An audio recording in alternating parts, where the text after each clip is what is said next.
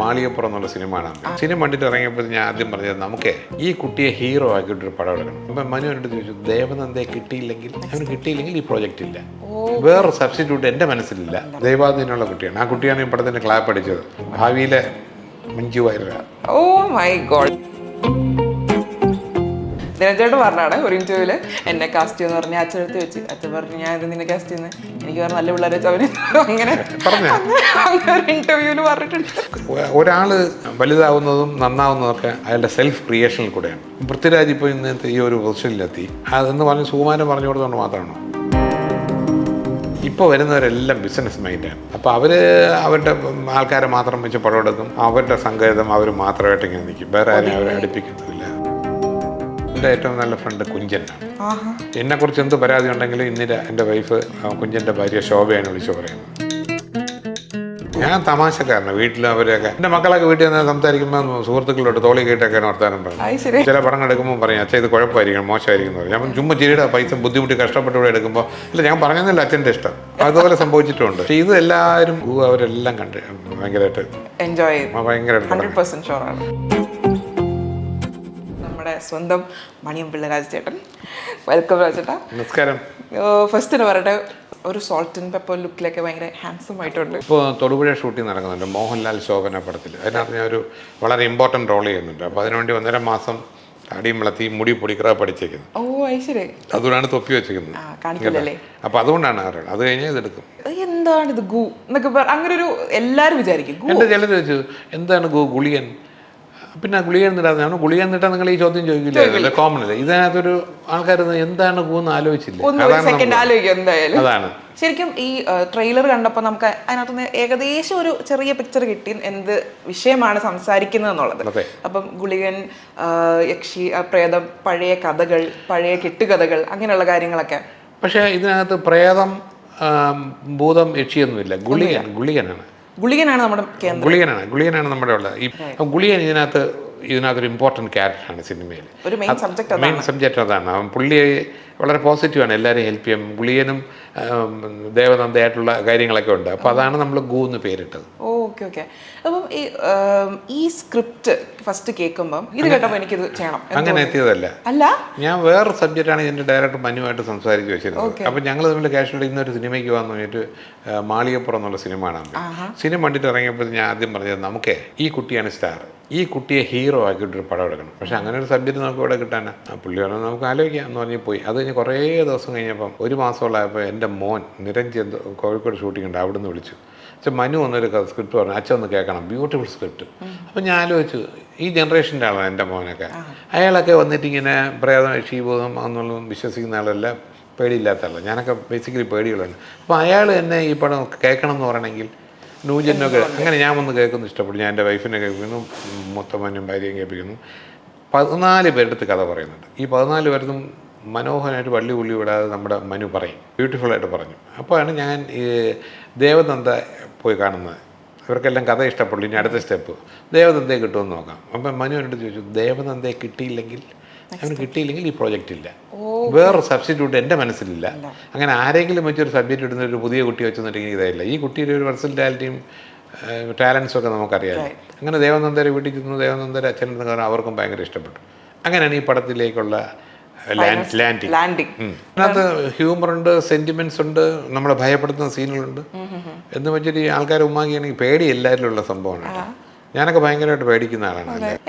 അങ്ങനെ പേടിയുള്ള സംഭവം, അങ്ങനെ പേടി വെച്ചാൽ വളർന്നു വന്ന സെറ്റപ്പ് അതായിരിക്കും. അമ്മൂമ്മയും അപ്പൂപ്പനും കഥ പറഞ്ഞു, രാത്രി യക്ഷി വരും, മറ്റേത് വരും, മറിച്ച് വരും. എന്തിന് നമ്മൾ മടിയിൽ അമ്മേരെ മടിയിൽ കിടക്കുമ്പോൾ തൊട്ട് ഇങ്ങനെ ഭക്ഷണം കഴിക്കുമ്പോൾ തൊട്ട് ഭക്ഷണം കഴിക്കണമെന്നല്ല, അല്ലെങ്കിൽ ഉമ്മാക്കി വരും. രാത്രി ഭൂതം വന്ന് അങ്ങനെ നാക്ക് കെട്ടി നിന്നെ കടിച്ചു കൊല്ലും, കഴിക്കും മക്കളെ എന്നൊക്കെ പറഞ്ഞാൽ അന്നേ തുടങ്ങിയാണ് എന്തോ ഒരു വേറെ സംഭവം പേടി. ഇപ്പൊ ഒന്നും കുട്ടികളുടെ പാരൻസ് ഒന്നും കുട്ടികളെ ഭയപ്പെടുത്തത്തില്ല. ഇപ്പോഴും എനിക്കൊരു ഹോണ്ടഡ് പ്ലേസോ ഒരു കാട്ടിനകത്തുള്ള ഗസ്റ്റ് ഹൗസോ ഒറ്റയ്ക്ക് കിടക്കാൻ പറ്റില്ല. പേടി ഭയമാണ്. അതൊക്കെ ഈ കഥകളാണ് എൻ്റെ കോഴ്സൊന്നുമില്ല. നിങ്ങൾ തന്നെ ഇങ്ങനെ ഇരുട്ട് തുടങ്ങുമ്പോൾ പേടിച്ചിട്ടില്ലേ? നമ്മൾ പേടിക്കും, പേടിയില്ല എന്നൊക്കെ പറയും. പക്ഷേ ഞാൻ ഇങ്ങനെ കാണിച്ചപ്പോൾ നിങ്ങൾ പേടിച്ചു. അതുകൊണ്ട് ഭയം ഇല്ലെന്നൊക്കെ പറഞ്ഞ സൂടും ആൾക്കാർ കള്ളം ഭയം, എല്ലാവരുടെ മനസ്സിൽ ഭയമുണ്ട്. പിന്നെ അതിൻ്റെ തോത് വ്യത്യാസമായിരിക്കും.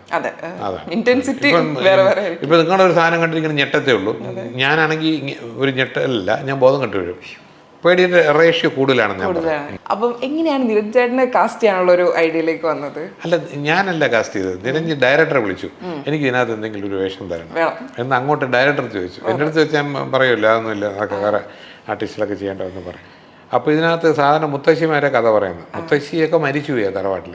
അപ്പോൾ മുത്തശ്ശി പറഞ്ഞു കൊടുത്ത കഥകളായിരിക്കും. ആ തറവാട്ടിൽ ജീവിച്ചിരുന്ന കുട്ടിയല്ലേ ഇത്. ഇയാൾക്ക് കഥകൾ അറിയാം, അതുകൊണ്ട് പിള്ളേർക്കൊക്കെ ഇഷ്ടമാണ്. അപ്പം പിള്ളേർക്ക് കഥ പറയുന്ന രസകരമായ ക്യാരക്ടർ അത് നിരഞ്ജൻ ചെയ്തിട്ടുണ്ട്. ഞാൻ ഇപ്പം രാജേട്ടൻ പറഞ്ഞപ്പോഴേ ആലോചിച്ചു, ഒരു ഇന്റർവ്യൂവിൽ ഞാനിങ്ങനെ കേട്ടു, ദിനചേട്ടൻ പറഞ്ഞാണ് ഒരു ഇന്റർവ്യൂവിൽ, ഞാൻ ഇങ്ങനെ ചോട്ടാ മുംബൈ സിനിമയ്ക്ക് എന്നെ കാസ്റ്റ് ചെയ്യുമെന്ന് പറഞ്ഞ് അച്ഛനടുത്ത് വെച്ച്, അച്ഛൻ പറഞ്ഞു ഞാൻ ഇത് നിന്നെ കാസ്റ്റ് ചെയ്യുന്നത്, എനിക്ക് വേറെ നല്ല പിള്ളേരെ അവന് അങ്ങനെ ഒരു ഇന്റർവ്യൂവിൽ പറഞ്ഞിട്ടുണ്ട്. അത് അങ്ങനെയാണോ അങ്ങനെ പറയും, സ്ട്രൈറ്റ് ആയിട്ട് പറയും. അത് ഞാൻ ശീലിച്ചു. ഞാൻ പണ്ടേ ഇങ്ങനെ സ്ട്രൈറ്റ് ആയിട്ട് കാര്യങ്ങൾ പറയും. അതിപ്പോൾ മമ്മൂട്ടി ആയാലും മോഹൻലാലായാലും ആരായാലും ഞാൻ വളരെ സത്യസന്ധമായിട്ട് പറയുന്ന കാര്യം. എന്നത് കള്ളത്തിനോ അല്ലെങ്കിൽ വശീകരിക്കുന്ന ഒന്നുമില്ല.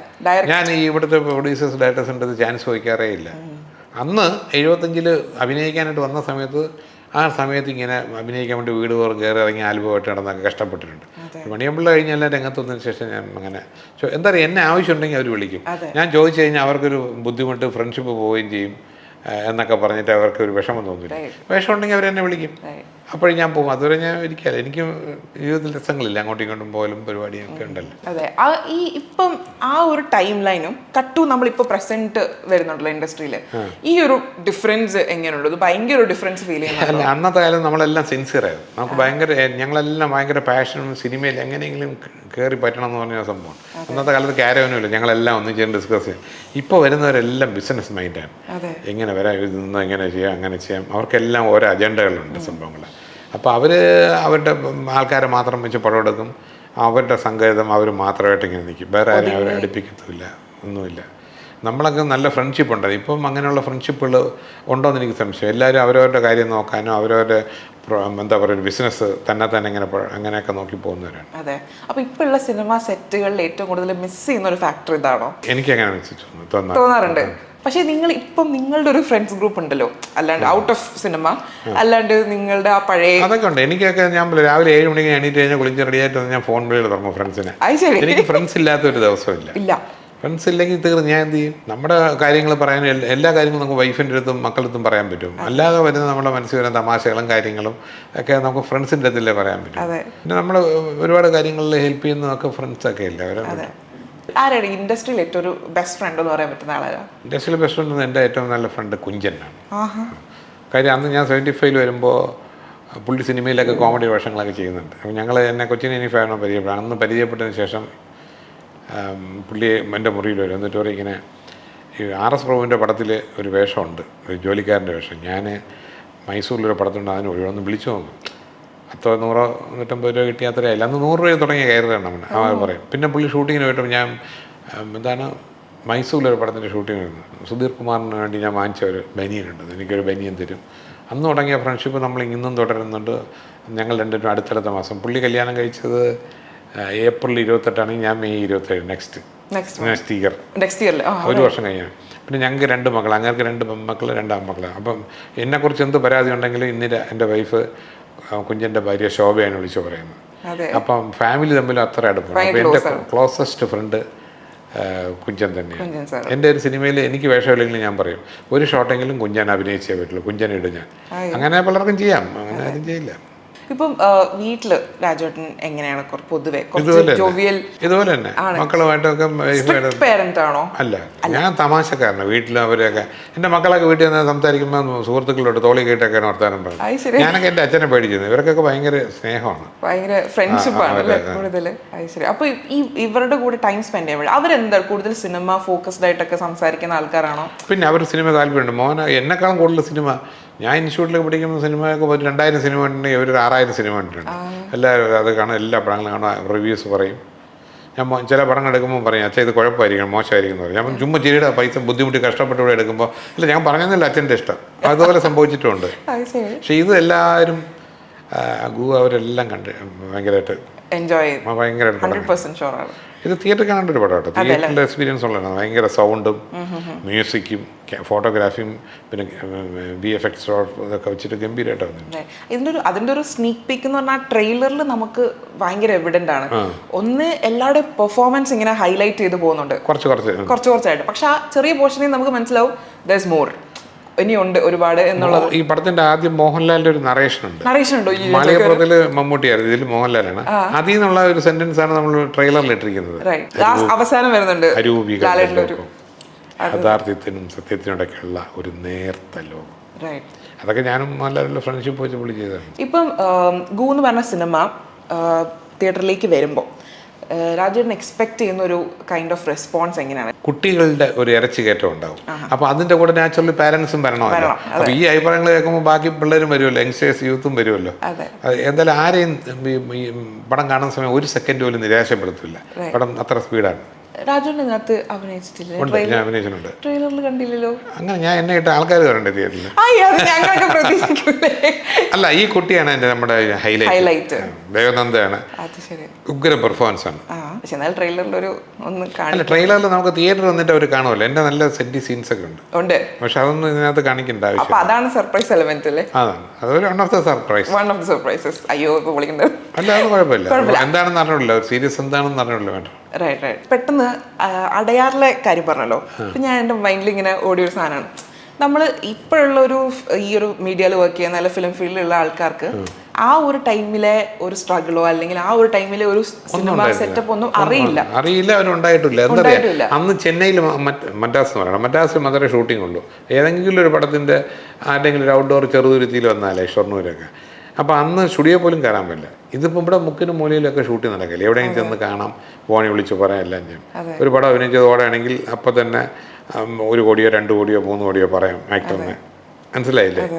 അന്ന് അങ്ങനെയല്ലേ, സ്ട്രഗിളിങ് പീരീഡാണ്. അതെ. ഇപ്പം രാജൻ ഒന്ന് ഓർത്തെടുക്കുമ്പോൾ ഞാൻ ചോദിക്കുന്നത്, ആ സമയത്ത് ഈ ചെന്നൈ എന്ന് പറയുമ്പോൾ നമ്മൾ എല്ലാവരും സിനിമ ഹബ്ബ് എന്നൊക്കെ പറയുന്ന ഒരു ടൈമല്ലേ അത്? അത് എങ്ങനെയായിരുന്നു ആ ഒരു ലൈഫ്? ശരിക്കും നമുക്കൊക്കെ ഇമാജിൻ ചെയ്യാനേ പറ്റുള്ളൂ, നമ്മൾ കണ്ടിട്ടില്ല. അപ്പം ലൈക്ക് അങ്ങനെ ഒരു ഇപ്പോഴത്തെ ഒരു കുട്ടികൾക്ക് ഒരു സ്നീക്ക് പീക്ക് കൊടുക്കുവാണെങ്കിൽ ഹൗ വുഡ് യു ഡിസ്ക്രൈബ്? അല്ല, അവർക്കൊന്നും പറ്റില്ല. നമ്മളൊക്കെ ഒന്നും സ്ട്രഗിൾ ചെയ്യില്ല. അതായത് നമ്മൾ എന്താ പറയുക, അങ്ങനെ ഒരു ഉമാ ലോഡ്ജ് എന്ന് പറഞ്ഞൊരു ലോഡ്ജ് മോളിൽ ആസ്പിറ്റൽസാണ്, നിന്ന തൊടാം, ഭയങ്കര ചൂടാണ്. അപ്പം ബെഡിന് മാസം 45 രൂപ വാടകയ്ക്ക് അതേ കിട്ടുള്ളൂ. ഞാൻ കൊച്ചിൻ എനീഫ ഡയറക്ടർ കമലൊക്കെ ഉണ്ട്. അപ്പോൾ ഞാനൊക്കെ ചൂട് സമയത്ത് അവിടെ കത്തിരി മാസം ചൂട് ഫാനില്ല. അപ്പോൾ ഞാൻ ബക്കറ്റിൽ വെള്ളം കൊണ്ടുവച്ചിട്ടുണ്ട്, അതിൽ തോർത്ത് മുക്കിയിട്ട് ഇങ്ങനെ ബെഡിൽ വിരിക്കും, എന്നിട്ട് കിടക്കും. ഒരു 10 മിനിറ്റ് ആകുമ്പോൾ ഇത് കരിമ്പ് പോലെയാണ് ഉണങ്ങിയിട്ട് ചൂടടിച്ചിട്ട്. അപ്പോൾ വീണ്ടും പോകും. അപ്പോൾ നമുക്ക് അപ്പോഴും നാട്ടിൽ പോകാൻ വേറെ പണി ചെയ്യുന്നില്ല, ഇതിനകത്ത് കയറി പറ്റിയേ പറ്റുമോ, എൻ്റെ ആഗ്രഹം നടനായേ പറ്റൂ എന്നുള്ളൊരു ഇതുണ്ടല്ലോ. അപ്പോൾ നമുക്കൊരു ആഗ്രഹം ഉണ്ടെങ്കിൽ പ്രകൃതി പോലെ നമ്മളെ സപ്പോർട്ട് ചെയ്ത് നിൽക്കുന്നു പറയില്ലേ, പൗലോ കൊയ്ലിയുടെ തിയറി. അതുപോലെ തന്നെ നമ്മുടെ ആഗ്രഹമാണ്. പക്ഷെ നിരഞ്ജനോ അങ്ങനെയുള്ളവരൊക്കെ ഒന്നും അതിൻ്റെ ആവശ്യം വന്നില്ല. അവർക്ക് ഈസി ആയിട്ട് വരാൻ പറ്റും. എത്രയോ ആക്ടേഴ്സ് ഇനി വെളിയിൽ കിടക്കുന്ന അഭിനയിക്കാനൊക്കെ. അതുകൊണ്ടാണോ ഇടയ്ക്ക് ഇങ്ങനെ ചോദിക്കുമ്പോൾ പറയാം ഇല്ല ഞാൻ വേറെ ആൾക്കാർ അല്ല, അതുകൊണ്ടല്ല, ഞാൻ അങ്ങ് സീരിയസ് ആയിട്ട് പറയുന്നതാണ്. അതിനകത്ത് വേറെ ആൾക്കാർ, ഞാൻ എത്രയോ പേർക്ക് പുതിയ ആൾക്കാർക്ക് വേഷങ്ങളെ കൊടുത്തിട്ടുണ്ട്. അപ്പോൾ ഇയാളവിടെ നിൽക്കട്ടെന്ന് ചോദിച്ചു, ഇയാളുടെ ഒരു ടാലൻസ് കാണിക്കട്ടെ. പിന്നെ നമ്മളൊരു പടം അയാളെ വെച്ചെടുത്തു, ഫൈനൽസ് നന്നായിരുന്നു. പക്ഷെ പിന്നെ അയാളുടെ ഒരാൾ വലുതാവുന്നതും നന്നാവുന്നതൊക്കെ അയാളുടെ സെൽഫ് ക്രിയേഷനിൽ കൂടെയാണ്. അയാളുടെ ബുദ്ധിയും കാര്യങ്ങളും അതൊക്കെയാണ്. പൃഥ്വിരാജ് ഇപ്പോൾ ഇന്നത്തെ ഈ ഒരു പൊസിഷനിലെത്തി അതെന്ന് പറഞ്ഞ് സുകുമാരൻ പറഞ്ഞു കൊടുത്തുകൊണ്ട് മാത്രമാണോ? പുള്ളി അതിനുവേണ്ടി വർക്ക് ചെയ്തു, സ്ട്രഗിൾ ചെയ്തു, അതിൻ്റെ റൂട്ടുകളിൽ ഇപ്പോൾ ആൾക്കാരെ കണ്ടു, മേടിച്ചു, വർക്ക് ചെയ്തു. പുള്ളിയുടെ ആ സെറ്റപ്പിലല്ലേ പുള്ളി വലിയ ആളായത്. അപ്പോൾ ഒരു ഫസ്റ്റ് ഒരു പുഷ് മാത്രം നമുക്ക് കൊടുക്കാൻ പറ്റും, അത്രേ പറ്റും. പിന്നെ അവരുടെ ശ്രമമാണ്. കറക്റ്റ്. ഇന്നിപ്പോൾ ഈ സിനിമ, നമ്മുടെ മലയാളം സിനിമ എന്ന് പറയുമ്പോഴത്തേക്കും ഒരുപാട് ഒരു ഹൈറ്റ്സിൽ നിൽക്കുന്ന ഒരു പീക്ക് ടൈമിൽ നിൽക്കുന്ന ഒരു സമയമാണ്. പക്ഷേ ഞാൻ ചില സീനിയർ ആർട്ടിസ്റ്റ് ഇങ്ങനെ പറഞ്ഞിട്ടുണ്ട്, ഇപ്പോൾ നിങ്ങൾ കാണുന്നു, ഇത് പണ്ടും ഉണ്ടായിട്ടുണ്ട്, നിങ്ങൾ എക്സ്പീരിയൻസ് ചെയ്യാത്തതുകൊണ്ടാണ് നിങ്ങൾ പറഞ്ഞത് ഇതാണ് മലയാള സിനിമയുടെ ഒരു പീക്ക് ടൈം എന്ന്. അതിൽ രാജേട്ടന് ആ ഒരു സ്റ്റേറ്റ്മെന്റിൽ എന്താണ് ഒരു ഒപ്പീനിയൻ? അല്ല, പുതിയ ഡയറക്ടേഴ്സും പുതിയ തീമും സബ്ജക്റ്റും വരുന്നുണ്ട്, വന്നിട്ടുണ്ട്. ഇപ്പം തന്നെ മലയാളത്തിൽ ഈ ഫെബ്രുവരി കഴിഞ്ഞിട്ട് 4-5 ഹിറ്റ് കിട്ടിയിട്ടുണ്ട്. അത് ഈ പറഞ്ഞൊരു പ്രേമലു ഉഗ്രം പടമായിരുന്നു, കോടികൾ കിട്ടി. അതുപോലെ തന്നെ മഞ്ഞുമേൽ ബോയ്സ് കിട്ടിയിട്ടുണ്ട്. പിന്നെ വേറൊരു സീരിയസ് പടമാണെങ്കിലും ആൾക്കാരൊക്കെ കാത്തിരുന്നതും പുസ്തകം വായിച്ചാണ് ആടുജീവിതം. അപ്പോൾ അതും നന്നായിട്ട് പോയി. പടങ്ങളൊക്കെ നന്നായിട്ട് പോകുന്നുണ്ട്. സംഭവം നല്ല പടമാണെങ്കിൽ കണ്ടന്റ് നന്നായിരിക്കണം. അല്ലാതെ നമ്മൾ 100 ദിവസം ഷൂട്ട് ചെയ്തു ഇത്ര രൂപ കോടിയായെന്ന് പറഞ്ഞിട്ടൊന്നും കാര്യമില്ല. കണ്ടന്റ് നന്നായാലേ സിനിമ ഓടത്തുള്ളൂ. അതിന് ആരൊക്കെ ഉണ്ട്? ഇപ്പം ഞാൻ പറയുമ്പോൾ നമുക്ക് മമ്മൂട്ടിയും മോഹൻലാലിനെയും പൃഥ്വിരാജിന് എല്ലായിട്ടൊരു പടം ഓടുന്ന ഗ്യാരണ്ടി ഇല്ല, പടം നന്നാവണം. നമ്പർ 20 മദ്രാസ് മേലോടി ഇത്രയും ആർട്ടിസ്റ്റ് ഉള്ളതുകൊണ്ടല്ല, അതൊരു ഉഗ്രം പടമായിരുന്നു. ജോഷി സാർ നന്നായിട്ട് ചെയ്തു, നന്നായിട്ട് അത് എഴുതി, അല്ല അതാണ് ആ പടം നന്നായത്. അല്ല ചുമ്മാ ഇത്രയും പേരിട്ടൊരു എന്തെങ്കിലും ഒരു വൃത്തിയായിട്ട സബ്ജക്റ്റ് എടുത്താൽ ഫസ്റ്റ് ഡേ പോകും. അത് മലയാളീസ് ഒട്ടും സമയമില്ല. അപ്പോൾ ഈ സിനിമയിൽ ഇപ്പം രാജുവിനൊരു പ്രൊഡ്യൂസർ എന്നുള്ള നിലയിൽ നോക്കുമ്പം ഞാൻ പറഞ്ഞ പോലെ ഇപ്പോഴത്തെ ഈ ഒരു ബാക്ക് ടു ബാക്ക് ഹിറ്റുകൾ വരുന്നു, എല്ലാവരും മലയാള സിനിമയെക്കുറിച്ച് ഭയങ്കര അങ്ങനെ ഒരു ടോക്ക് ഔട്ട്സൈഡ് കേരള. അപ്പം ഈ ഒരു പ്രഷർ ഒരു പ്രൊഡ്യൂസർ എന്നുള്ള നിലയിൽ എത്രത്തോളം ഉണ്ട്? പിന്നെ കാര്യം എന്താ അറിയാം, നമ്മളൊരു ആക്ടറായിട്ട് ജനിക്കുന്നത് ഭയങ്കര ഭാഗ്യമാണ്. കാര്യം നമുക്ക് ഈ പറഞ്ഞ കൈ നിറച്ചൊക്കെ പൈസ കിട്ടുന്നു, നമ്മൾ വെളിയിൽ പോയാൽ നമുക്ക് അതിനുള്ള ബഹുമാനവും ആൾക്കാരുടെ ഇടയിൽ പബ്ലിസിറ്റി കിട്ടുന്നു. ഏറ്റവും വലിയ ബുദ്ധിമുട്ട് അനുഭവിക്കുന്നത് പ്രൊഡ്യൂസേഴ്സാണ്. കാര്യം അവർ പൈസ മുടക്കിയിട്ട്, ഞാൻ എപ്പോഴും പ്രാർത്ഥിക്കുന്നത് ദൈവത്തിനകത്ത് ഒരു 100-150 പേർക്ക് 10-40-50 ദിവസം ഫുഡും താമസവും കൈ നിറയെ കാശും കൊടുത്ത് വിട്ടതാണ്. അയാൾക്ക് മുടക്കം മുതലെങ്കിലും ദൈവം കൊടുക്കണമെന്ന് ഞാൻ പറയാറുണ്ട്. എത്രയോ പടങ്ങൾ വരും. പ്രൊഡ്യൂസർ അസോസിയേഷൻ തന്നെ 400 പേരോളുണ്ട്. അതിൽ ഒരു 10-15 പേര് വെച്ച് വേറെ ആർക്കും പടം എടുക്കാൻ പറ്റുന്നില്ല. മലയാളം എന്നുള്ള ലാംഗ്വേജ് ബിയോണ്ട് ബൗണ്ടറീസ് ട്രാവൽ ചെയ്യുമ്പോൾ നമുക്കുള്ളൊരു ഇപ്പോഴത്തെ ഒരു അഡ്വാൻറ്റേജ് എന്താണ്? ഇപ്പോഴല്ല, നിങ്ങളിപ്പം കഴിഞ്ഞ 6 മാസം കണക്കെടുക്കുമ്പോഴത്തേക്കും തമിഴ്നാട്ടിൽ, കഴിഞ്ഞ 6 മാസമല്ല 5 മാസത്തെ കണക്കെടുക്കുമ്പോഴത്തേക്കും അവിടെ തമിഴ് പടങ്ങളെക്കാളും ഓടിയത് മഞ്ഞുമേൽ ബോയ്സും ഈ പറഞ്ഞ ഒരു പ്രേമലും ഒക്കെയാണ്. ഇപ്പോൾ ഇതാ ദേവനന്ദ അഭിനയിച്ച തമിഴ് പടമുണ്ട് അരമനെ, അതാണ് ഇപ്പം ഫസ്റ്റ് തമിഴ് ഹിറ്റ് ഈ വർഷത്തെ അവിടെ. അപ്പം ഈ നമ്മുടെ ഗൂ സിനിമയിൽ ഈ അതർ ലാംഗ്വേജ് ഓഡിയൻസിന് എത്രത്തോളം എൻജോയ്? നിങ്ങളറിയാം, ഞാൻ ഒരു അനന്തഭദ്രം എടുത്തതിന് ശേഷം ആദ്യമായിട്ടാണ് തമിഴ്, തെലുങ്ക്, കന്നഡ, ഹിന്ദി ഇത്രയും ലാംഗ്വേജസ് ഇന്ന് ഈ പടം ഡബിങ്ങിന് വേണ്ടിയിട്ടും കളിക്കാൻ വേണ്ടിയിട്ടൊക്കെ ചോദിച്ചുകൊണ്ടിരിക്കുന്നത്. അനന്തഭദ്രം ഈ പടം ഗൂ ചോദിച്ചുകൊണ്ടിരിക്കുന്നത്. അപ്പം ഞാൻ അവരടുത്ത് പറഞ്ഞു, അവർ സാർ എമൗണ്ട് ഇന്നും മെസ്സേജ് ഉണ്ട്, സാർ ഒന്ന് എമൗണ്ട് ചൊല്ലുങ്ക.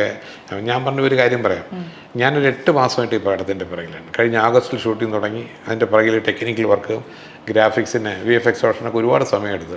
അപ്പം ഇത്രയും വെയിറ്റ് ചെയ്ത ഒരാളാണ്. നിങ്ങളൊരു ഒരാഴ്ചയോടെ വെയിറ്റ് ചെയ്യും, ഇതിൻ്റെ റിസൾട്ട് അറിഞ്ഞിട്ട് പറയാൻ. ഇപ്പോൾ പറഞ്ഞാൽ അവർക്ക് ചുളുവിന് വാങ്ങിച്ചുകൊണ്ട് പോകാമല്ലോ. പടം ഇറങ്ങട്ടെ, എനിക്ക് പടത്തിൽ വിശ്വാസമുണ്ട്, പടം ഇറങ്ങി കഴിഞ്ഞിട്ട് നമുക്ക് ആലോചിക്കാമെന്ന് ഞാൻ അടുത്ത് പറഞ്ഞു. ഓക്കെ, അങ്ങനെ. അപ്പം രാജേഷിൻ്റെ ഈ ഗൂ എന്നുള്ള സിനിമയിൽ ഏറ്റവും കൂടുതൽ സർപ്രൈസ് ചെയ്യിപ്പിച്ചൊരു പെർഫോമൻസ് ആരുടെ ആയിരുന്നു? നാച്ചുറലി തീർച്ചയായിട്ടും. ഓ അടിപൊളി. ഞാൻ ആ ട്രെയിലറിൽ ഒരു പോർഷനിൽ ഇങ്ങനെ മുടിയൊക്കെ കാണിച്ചിട്ടില്ല നമ്മള്,